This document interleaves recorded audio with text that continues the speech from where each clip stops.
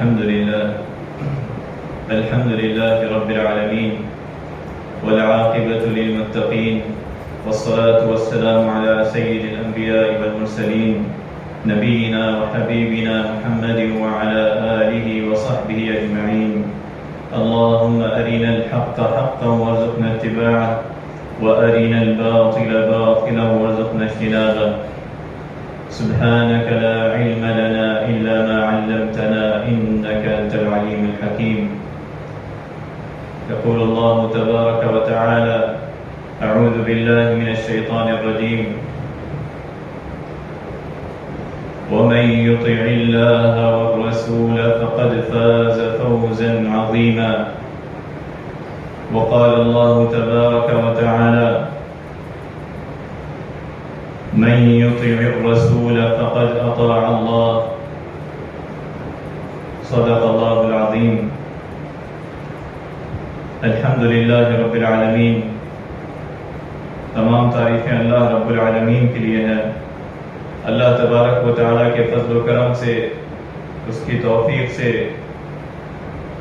اور اس کی بے پناہ نعمتوں کے ساتھ ہم اللہ تبارک و تعالیٰ کے اس مبارک گھڑی میں اس کے گھر میں حاضر ہوئے ہیں. اللہ تبارک و تعالیٰ ہماری تمام اعمال صالحہ کو اپنی بارگاہ میں قبول فرمائے. اللہ تبارک و تعالیٰ ہمیں دین اسلام پر استقامت عطا فرمائے. اللہ تبارک و تعالیٰ نے میری اور آپ کی اور ہم سب کی آنے والے قیامت تک کے لوگوں کی کامیابی اپنے رسول اللہ صلی اللہ علیہ وسلم کی اتباع میں، اور جو آپ علیہ السلام اللہ تبارک و تعالیٰ کا پیغام لے کر آئے ان کی اتباع میں رکھی ہے. اس میں کوئی شک نہیں کہ اللہ تبارک و تعالیٰ نے ہم پر یہ فضل و کرم کیا کہ ہمیں آپ علیہ السلام کا امتی بنایا. اللہ تبارک و تعالیٰ کا اس پر ہم جتنا شکر ادا کریں کہ یہ ہمیں دین اسلام کی نعمت عطا فرمائی اور نبی علیہ السلام کا امتی بنایا، اور آپ علیہ السلام کو اللہ تبارک و تعالیٰ نے جو مقام و مرتبہ دیا اور یہ فرما دیا کہ جو ان کے ماننے والے ہیں وہ ان کی تعظیم و توقیر، ادب و احترام کس طرح کریں، ان سے محبت کس طرح کریں. صحابہ کرام رضی اللہ عنہم اجمعین نے وہ کر کے دکھایا کہ امت پر جو حقوق ہم نے سنے کہ نبی علیہ السلام کہ امت پر جو حقوق ہیں، سب سے پہلے اللہ کا بندہ اس کا رسول صلی اللہ علیہ وسلم ماننا، اس کے بعد اس کی تعظیم و توقیر اس طرح کرنا کہ اللہ تبارک و تعالیٰ نے جس طرح کرنے کا حکم دیا ہے.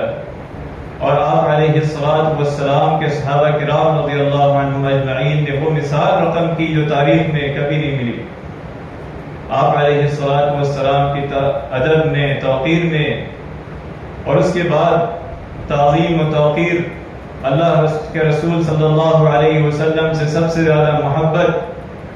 اس کے بعد جو اگلا مرحلہ ہے آپ علیہ السلام کی اطاعت کا، جو کہ اللہ تبارک و تعالیٰ نے حکم دیا کہ فرمایا: وَأَطِيعُوا اللَّهَ وَأَطِيعُوا الرَّسُولَ وَاحْذَرُوا فَإِن تَوَلَّيْتُمْ فَاعْلَمُوا أَنَّمَا عَلَى رَسُولِنَا الْبَلَاغُ الْمُبِينُ. کہ اللہ اس کے رسول صلی اللہ علیہ وسلم کی اطاعت کرو. اگر تم روگردانی کرو گے، نافرمانی کرو گے، اس سے منہ موڑو گے، تو جان لو کہ آپ علیہ السلام نے اپنا پیغام پہنچا دیا. آپ کا کام تھا اپنا پیغام جو ہے وہ پہنچا دینا، وہ آپ علیہ السلام نے پہنچا دیا. جو دوسری جگہ فرمایا: یا ایھا الرسول بلغ ما انزل الیک من ربک. لیکن اللہ تبارک و تعالیٰ نے امت پر یہ حق کر دیا کہ آپ علیہ السلام کے ماننے والے آپ کی من و عن اطاعت کریں. فرمایا: من یطع الرسول فقد اطاع اللہ. کہ جو رسول صلی اللہ علیہ وسلم کی اطاعت کرے گا اس نے گویا اللہ کی اطاعت کی، اور اسی میں اس کی کامیابی ہے. اللہ رب العالمین نے اپنی محبت، اپنی اطاعت اپنے رسول صلی اللہ علیہ وسلم کی اطاعت کے ساتھ منسوخ کر دی. ایک صحابیہ رسول صلی اللہ علیہ وسلم کا واقعہ آتا ہے اور آپ علیہ السلام کے صحابہ کرام اور صحابیات کے واقعات بھرے ہوئے کہ آپ کی اتباع میں کس طرح انہوں نے جو فرمایا وما آتاکم الرسول فخذوہ، کس طرح انہوں نے آپ کی منع اطاعت کی. تو حضرت فاطمہ بن قیس رضی اللہ عنہ کہتی ہے کہ جب میرے خاوند نے مجھے طلاق دی اور جب میری عدت مکمل ہو گئی تو میرے پاس پیغام آیا شادی کا. تو میں نے آپ علیہ السلام کو یہ بتایا کہ میرے پاس اس طرح پیغام آیا ہے شادی کا فلاں فلاں کے پاس سے. تو آپ علیہ السلام نے حضرت فاطمہ بنت قیس رضی اللہ عنہ کو فرمایا تم اسامہ بن زید رضی اللہ عنہ سے شادی کر لو. آپ صلی اللہ علیہ وسلم نے ان صحابیہ رضی اللہ عنہ کو فرمایا کہ تم اسامہ بن زید جو نبی صلی اللہ علیہ وسلم کے غلام کے بیٹے، تو فرمایا کہ تم ان سے شادی کر لو.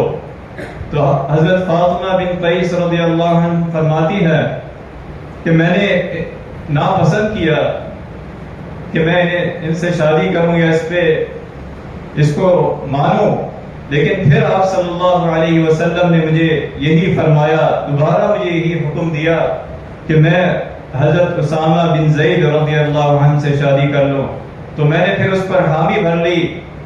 میں نے آپ صلی اللہ علیہ وسلم کے اس حکم کو اس کی تکمیل کے لیے حامی بھر لی جو آپ علیہ السلام نے فرمایا طاعت اللہ و طاعت رسولہ خیر لکی، کہ اللہ اس کے رسول صلی اللہ علیہ وسلم کی اطاعت و فرما برداری تمہارے لیے بہتر ہے. گو کہ اللہ تبارک و تعالی نے کوئی حکم نازل نہیں کیا اپنے قرآن میں اس بارے میں، لیکن یہ فرما دیا کہ من یطع الرسول فقد اطاع اللہ، جو رسول اللہ صلی اللہ علیہ وسلم کی اطاعت کرے گویا اس نے اللہ تبارک و تعالی کی اطاعت کی. تو پھر فرماتی ہیں یہی صحابیہ رضی اللہ عنہ کہ جب میں نے شادی کر لی اور نکاح کے بعد میرے گھر میں اس طرح خیر و برکت ہوئی کہ اس دور کی خواتین مجھ پر جو ہے وہ رشک کرتی تھی کہ میں نے رسول اللہ صلی اللہ علیہ وسلم کے حکم کی تعمیل کی، اتباع کی. تو یہ اللہ تبارک و تعالی نے اپنے رسول صلی اللہ علیہ وسلم کی جو حکم کی اتباع میں برکت رکھی ہے، ایک فرد کے لیے، معاشرے کے لیے، پورے خاندان کے لیے، کہ وہ سنت بھی ہو اور سنت کے مطابق بھی وہ عمل ہو تو اس میں خیر و برکت ہے. تو اللہ تبارک و تعالی نے فرمایا یا ایھا الذین آمنوا اطیعوا اللہ واطیعوا الرسول ولا تبطلوا اعمالکم، کہ تم اہل ایمان اللہ اس کے رسول صلی اللہ علیہ وسلم کی اتباع کرو اور اپنے اعمال باطل مت کرو، اپنے اعمال کو ضائع مت کرو اس کی نافرمانی کر کہ جو اللہ تبارک و تعالی نے تمہیں حکم دیا ہے اور اس کے رسول صلی اللہ علیہ وسلم نے جو تمہیں حکم دیا ہے تم اس طریقے کے مطابق اخلاص کے ساتھ وہ عمل کرو تو اللہ تبارک و تعالی اس میں برکت ڈالے گا اور تمہارے لیے خیر و برکت ہوگی، جس طرح یہ مثال صحابیہ رضی اللہ عنہ کی دی. اور دوسری جگہ اللہ تبارک و تعالی نے فرمایا یا ایھا الذین آمنوا استجیبوا للہ وللرسول استجیبوا للہ وللرسول اذا دعاکم لما یحییکم، کہ اے ایمان والو اللہ اس کے رسول صلی اللہ علیہ وسلم کا حکم مانو جبکہ رسول تمہیں اس چیز کی طرف بلائیں جو تمہارے لیے زندگی بخشو، کہ رسول اللہ صلی اللہ علیہ وسلم جس طرف تمہیں بلائیں جو تمہاری فلاح اور خوشخبری کا راستہ ہو، بھلائی کا راستہ ہو. کہ ایک صحابی رضی اللہ عنہ کہتے ہیں حضرت ابو سعید کہ میں مسجد میں نماز پڑھ رہا تھا کہ اس دوران آپ صلی اللہ علیہ وسلم میرے پاس سے گزرے اور آپ صلی اللہ علیہ وسلم نے مجھے بلایا، لیکن میں نماز میں تھا. تو آپ صلی اللہ علیہ وسلم کی خدمت میں نماز کے بعد جب حاضر ہوا تو آپ صلی اللہ علیہ وسلم نے فرمایا ما منعک ان تأتی، کہ تمہیں کس بات نے میرے پاس آنے سے منع کیا. میں نے عرض کیا یا رسول اللہ صلی اللہ علیہ وسلم میں نماز پڑھ رہا تھا. تو آپ علیہ الصلوۃ والسلام نے فرمایا کیا تم نے یہ اللہ کا حکم نہیں سنا؟ یا ایھا الذین آمنوا استجیبوا للہ وللرسول، کہ اللہ تبارک و تعالی نے فرمایا کہ جب اللہ اس کا رسول بلائے حکم مانو، اس کا جواب دو. استجیبوا للہ وللرسول اذا دعاکم لما یحییکم، جب وہ تمہیں بلائیں تو تمہیں اس کا جواب دینا ہے. پھر آپ علیہ الصلوۃ والسلام نے ان صحابی کو سورہ فاتحہ کی عظیمت و فضیلت کے بارے میں بتایا.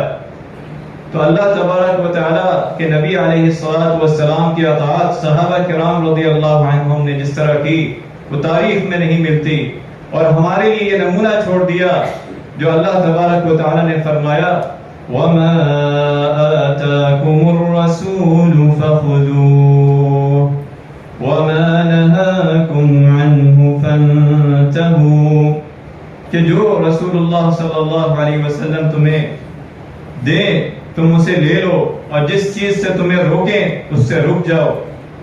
یہی کامیابی کا راستہ بتایا، یہی اطاعت و فرما برداری کا راستہ بتایا، جو کہ حضرت ابو ہریرہ رضی اللہ عنہ ایک حدیث میں بیان کرتے ہیں کہ آپ علیہ الصلوۃ والسلام نے فرمایا کل امتی يدخلون الجنة الا من ابى، قالوا یا رسول اللہ ومن يأبى، قال من اطاعنی دخل الجنة ومن عصانی فقد ابى، او کما قال علیہ الصلوۃ والسلام، کہ میری امت کے تمام لوگ جو ہے وہ جنت میں داخل ہوں گے سوائے اس کے جس نے انکار کیا. تو فرمایا ومن یأبی یا رسول اللہ، کون ہے جس نے انکار کیا؟ فرمایا جس نے میری اطاعت کی، گویا اس نے میرا حکم مانا اور وہ جنت میں جائے گا، اور جس نے میری نافرمانی کی اس نے انکار کر دیا، وہ یأبی ہے جس نے انکار کر دیا میری اطاعت و فرما برداری سے. تو آپ علیہ الصلوۃ والسلام کی اطاعت و فرما برداری ایک فرد کے لیے، ایک معاشرے کے لیے کامیابی، خیر و برکت کا راستہ ہے، جو صحابہ کرام رضی اللہ عنہم نے جس طرح عمل کر کے دکھایا کہ جس طرح آپ صلی اللہ علیہ وسلم نے جس حکم کو روک دیا فوراً اس سے پیچھے ہٹ گئے، اور جس چیز کے بارے میں حکم دیا فوراً اس پر عمل کیا. ایک صحابی کے بارے میں آتا ہے کہ جب آپ علیہ الصلوۃ والسلام نے ان کے ہاتھ میں سونے کی انگوٹھی دیکھی تو آپ صلی اللہ علیہ وسلم نے ان کے ہاتھ سے اتار کر پھینک دیا اور فرمایا کیا تم میں سے کوئی شخص جہنم کا ایک انگارہ اٹھا کر اپنے ہاتھ میں رکھ سکتا ہے؟ تو جب آپ صلی اللہ علیہ وسلم مجلس سے چلے گئے تو باقی صحابہ نے کہا کہ اب یہ اٹھا لیں، اس سے فائدہ حاصل کر لیں. تو وہ صحابی رسول اللہ صلی اللہ علیہ وسلم نے فرمایا کہ میں نے اس کو پھینک دیا ہے، اللہ کی قسم میں اسے کبھی نہیں اٹھاؤں گا کہ اللہ کے رسول صلی اللہ علیہ وسلم نے مجھے اس سے پہننے سے روک دیا ہے. تو یہ حکم کی اتباع، ان کی تکمیل صحابہ کرام رضی اللہ عنہم نے اس طرح کی کہ حضرت عمر بن خطاب رضی اللہ عنہ کے بارے میں آتا ہے کہ رسول اللہ صلی اللہ علیہ وسلم نے جب فرمایا ان اللہ عز وجل ینہاکم ان تحلفوا بآبائکم، کہ اللہ تبارک و تعالی تمہیں منع کرتا ہے کہ تم اپنے باپوں کی قسم کھاؤ. تو فرمایا میں نے اس کے بعد یہ حکم سننے کے بعد کبھی اس طرح قسم نہیں کھائی کہ کیونکہ اللہ کے رسول صلی اللہ علیہ وسلم نے یہ حکم دے دیا ہمیں. ان کی اتباع میں، ان کی اطاعت و فرما برداری میں نے کبھی جو ہے اس طرح قسم نہیں کھائی. اور اسی طرح ایک اور موقع پہ جب حضرت عمر بن خطاب رضی اللہ عنہ کے بارے میں آتا ہے کہ آپ شام کی طرف سفر کر رہے تھے، ایک بستی میں آپ نے جانا تھا، لیکن آپ کے صحابہ کرام رضی اللہ عنہم اجمعین نے، ایک صحابی نے کہا کہ اذا آپ علیہ الصلوۃ والسلام نے فرمایا ہے کہ فلاں بستی میں اگر وبا پھیلی ہو تو وہاں نہ جاؤ. فرمایا اذا سمعتم به ارضا فلا تقدموا عليه واذا وقع بارض وانتم بها فلا تخرجوا فرارا منه، کہ جب تم وبا کے بارے میں سنو کہ وہ کسی بستی میں، کسی ملک میں پھیل چکی ہے تو اس میں مت جاؤ، اور جب تم کسی ملک میں موجود ہو اور وہاں وبا پھیل جائے تو راہ فرار اختیار کرتے ہوئے وہاں سے مت نکلو. تو حضرت عمر رضی اللہ عنہ کو جب یہ حکم سنا تو آپ فوراً رک گئے، اس بستی میں اس مقام پر نہیں پہنچے، کیونکہ اللہ کے رسول صلی اللہ علیہ وسلم کا یہ حکم آپ کے پاس پہنچ گیا تھا. وما آتاكم الرسول فخذوه وما نهاكم عنه فانتهوا واتقوا اللہ، کہ جو رسول اللہ صلی اللہ علیہ وسلم حکم دے اسے لے لو، اس کی اتباع کرو، اس میں کامیابی ہے. فقد فاز فوزا عظیما. اور آپ کے فیصلے پر کوئی اختلاف کیے بغیر جو آپ نے فیصلہ کر دیا اس کو تسلیم کرنا، یہ اللہ تبارک و تعالیٰ نے امت پر یہ حق فرمایا، یہ حکم دیا. فلا وربك لا يؤمنون حتى يحكموك فيما شجر بينهم. بس قسم ہے تیرے رب کی، یہ مومن نہیں ہو سکتے جب تک آپس کے تمام اختلافات میں آپ کا حکم نہ مان لے. حتى يحكموك فيما شجر بينهم. پھر فرمایا ثم لا يجدوا في انفسهم حرجا مما قضيت ويسلموا تسلیما. پھر جو آپ فیصلہ کر دیں ان کے درمیان وہ دل میں کسی طرح کی تنگی نہ خوشگواری محسوس نہ کریں اور وہ فرمانبرداری کے ساتھ اس فیصلے کو جو ہے وہ قبول کر لیں جو آپ صلی اللہ علیہ وسلم نے فیصلہ فرمایا، جو حکم دیا یا جس حکم کے بارے میں آپ نے فیصلہ فرمایا. کہ ایک صحابی کے بارے میں آتا ہے، حضرت عروہ بن زبیر رضی اللہ عنہ کہتے ہیں کہ ان کے باپ حضرت زبیر رضی اللہ عنہ اور ایک انصاری صحابی کے درمیان ایک مقام پر پانی کی ایک نالی پر جھگڑا ہوا کہ وہ پانی کی نالی ان کے باپ کو جو ہے پانی دے رہی تھی اور اس کے ساتھ ایک اور انصاری کا باپ تھا. تو اس پر جب جھگڑا ہوا، تکرار ہوئی اور یہ معاملہ آپ صلی اللہ علیہ وسلم کے پاس آیا تو آپ صلی اللہ علیہ وسلم نے حضرت زبیر رضی اللہ عنہ کو حکم دیا، اسقی یا زبیر ثم ارسل الماء الى جارک. اے زبیر تم اپنے درختوں کو پانی پلاؤ اور پھر اسے اپنے پڑوسی کے باغ میں چھوڑ دو.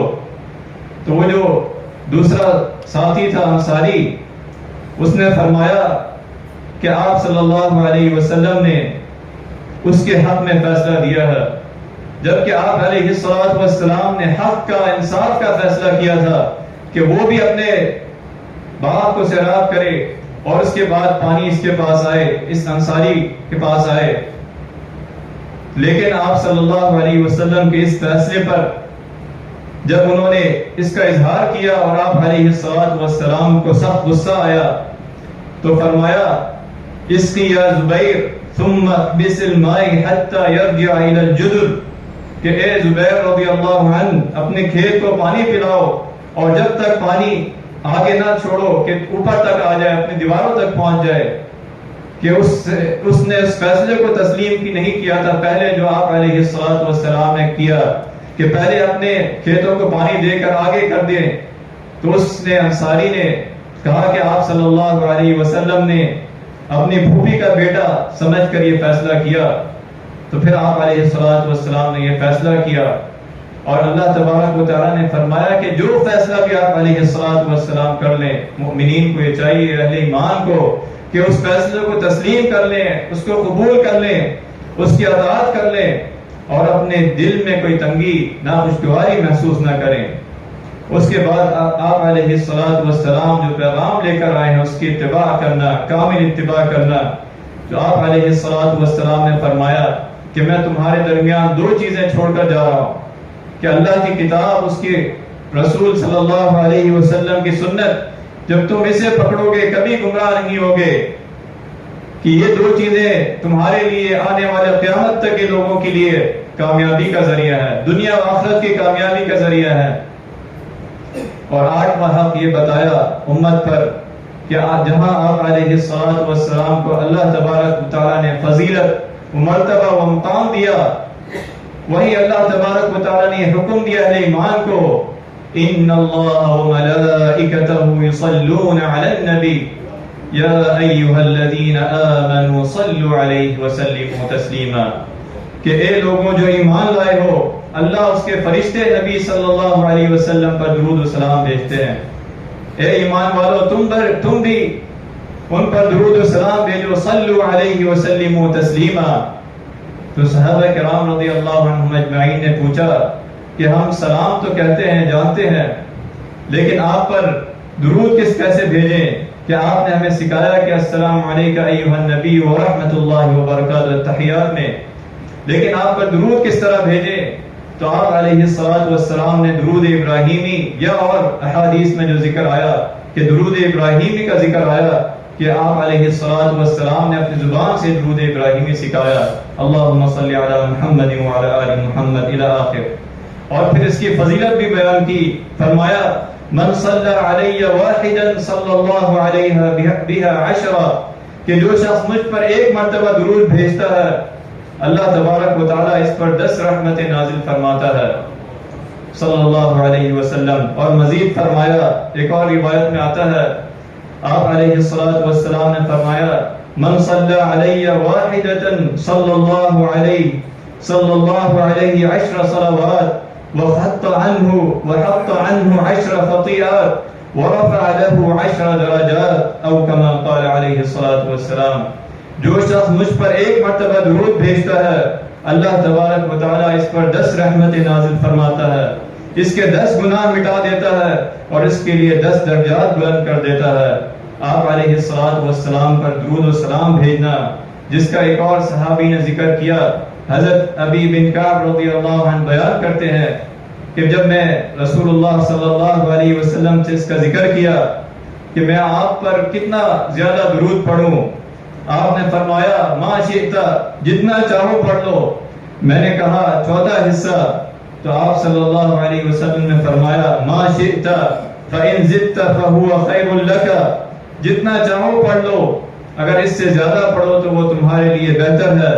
میں نے کہا آدھا حصہ، پھر آپ علیہ الصلوۃ والسلام نے یہی فرمایا ما شئت فإن زدت فهو خير لك، جتنا چاہو پڑھ لو، اگر زیادہ کرو تو تمہارے لیے اور بہتر ہے. پھر فرمایا ما شئت فإن زدت فهو خير. پھر جب آپ رضی اللہ عنہ نے فرمایا کہ میں آپ پر درود ہی پڑھتا رہا ہوں تو آپ صلی اللہ علیہ وسلم نے فرمایا اذن تکفى ہمک ویغفر لك ذنبک، تب آپ کی پریشانی دور کرنے کے لیے یہ کافی ہوگا اور آپ کے گناہ معاف کر دینے کے لیے کافی ہوگا. تو ہم پر یہ حق ہے کہ ہم نبی علیہ الصلوۃ والسلام پر درود و سلام چلتے پھرتے اٹھتے بیٹھتے کہ ہم ان کے امتی ہیں، اور ہر وقت اپنی زبان کو اللہ کے ذکر سے، اس کے رسول صلی اللہ علیہ وسلم کے ذکر سے معطر رکھیں. اللہ تبارک و تعالی سے دعا ہے کہ جو اعمال سنے ہیں اس پر عمل کرنے کی توفیق عطا فرمائے. اللہ تبارک و تعالی ہمیں نبی علیہ الصلوۃ والسلام کے تمام حقوق ادا کرنے کی توفیق عطا فرمائے. آپ کی اطاعت و فرمانبرداری، آپ سے سچی محبت، اللہ تبارک و تعالی آپ کی ہمیں شفاعت نصیب فرمائے. وآخر دعوانا الحمد للہ رب العالمین.